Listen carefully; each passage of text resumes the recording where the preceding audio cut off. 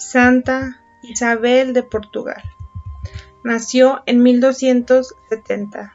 Era hija del rey Pedro III de Aragón, nieta del rey Jaime el Conquistador, bisnieta del emperador Federico II de Alemania. Le pusieron el nombre en honor de su tía abuela, Santa Isabel de Hungría. Santa Isabel tuvo la dicha de que su familia se esmerara extremadamente en formarla lo mejor posible en su niñez. Desde muy niña tenía una notable inclinación hacia la piedad y un gusto especial por imitar los buenos ejemplos que leía en las vidas de los santos o que observaba en las vidas de las personas buenas. En su casa le enseñaron que si de verdad quería agradar a Dios, debía unir a su oración la mortificación de sus gustos y caprichos y esforzarse por evitar todo aquello que le pudiera inclinar hacia el pecado.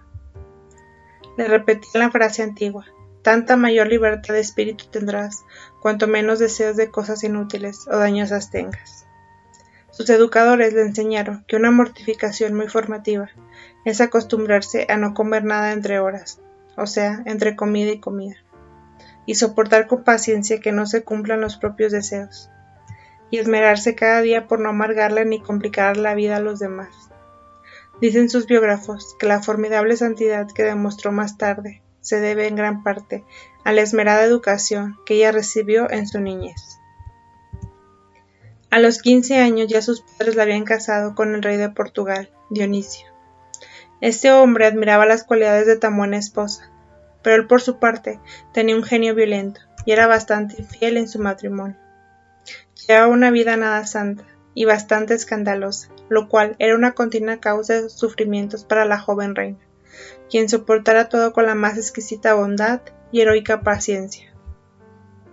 El rey no era ningún santo, pero dejaba a Isabel plena libertad para dedicarse a la piedad y obras de caridad.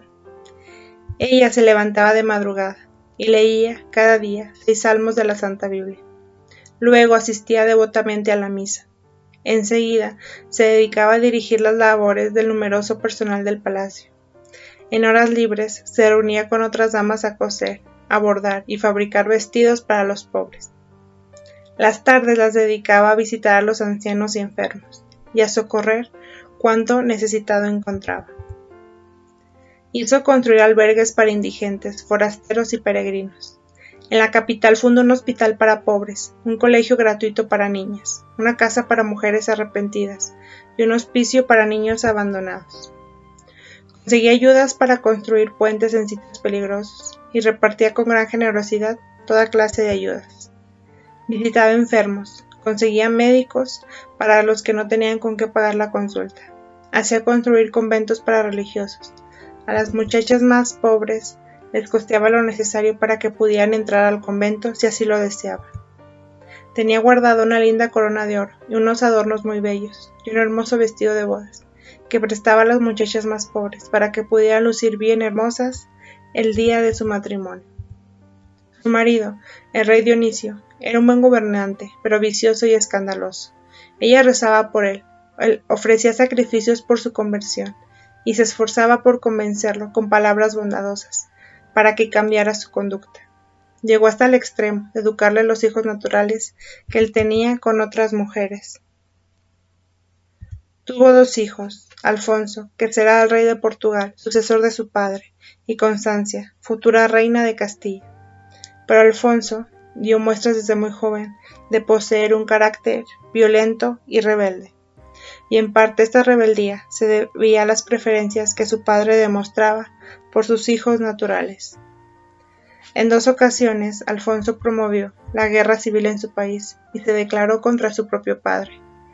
Isabel trabajó hasta lo increíble con su bondad y amabilidad y su extraordinaria capacidad de sacrificio y su poder de convicción, hasta que obtuvo que el hijo y el papa hicieran las paces. Lo grave era que los partidos políticos hacían todo lo posible para enemistar al rey Dionisio y a su hijo Alfonso. Algunas veces, cuando los ejércitos de su esposo y de su hijo se preparaban para combatir, ella, vestida de sencilla campesina, atravesaba los campos y se iba hacia donde estaban los guerreros y de rodillas ante el esposo o el hijo les hacía jurarse perdón y obtenía la paz. Son impresionantes las cartas que se conservan de esta reina pacificadora. escribe a su esposo, como una loba enfurecida a la cual la van a matar a su hijito. Lucharé por no dejar que las armas del rey se lancen contra nuestro propio hijo, pero al mismo tiempo haré que primero me destrocen a mí las armas de los ejércitos de mi hijo, antes que ellos disparen contra los seguidores de su padre. Al hijo le escribe: por Santa María la Virgen, te pido que hagas las paces con tu padre. Mira, que los guerreros queman casas, destruyen cultivos y destrozan todo. No con las armas, hijo, no con las armas. Arreglemos los problemas, sino dialogando, consiguiendo arbitrajes para arreglar los conflictos. Yo haré que las tropas del rey se alejen y que los reclamos del hijo sean atendidos. Pero por favor recuerda que tienes deberes gravísimos con tu padre, como hijo y como súbdito con el rey, y conseguía la paz una y otra vez. Su esposo murió muy arrepentido. Entonces, Isabel dedicó el resto de su vida a socorrer pobres, auxiliar enfermos, ayudar a religiosos y rezar y meditar. Pero un día supo que su hijo Alfonso de Portugal y su nieto el rey de Castilla habían estallado la guerra.